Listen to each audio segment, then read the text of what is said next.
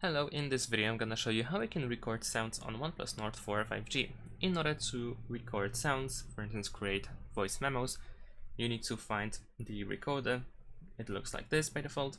And if you go over here, and if you grant permissions, of course, if you open it for the first time, you can press this red button over here at the bottom in order to start recording. So now whatever you say, it will be of course recorded. You can pause the recording for a second or two, of course, and then you can resume afterwards by pressing the same button at the bottom. You can also create marks over here, and then you can edit the marks later on. You can rename them, you can delete them. You can even create a photo mark if needed. Once you are done with the recording, you can pause the recording and press save in the top right corner. You can set the name for the recording and press save.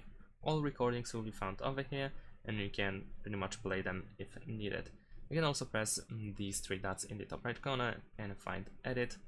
In order to remove, for instance, a recording, you can select the recording that you want to remove and then press delete. You can also set the selected recording as your ringtone. You can rename it and you can share it. And that's it. Thanks for watching. Leave a like and subscribe to my channel, and see you in my next videos. Bye.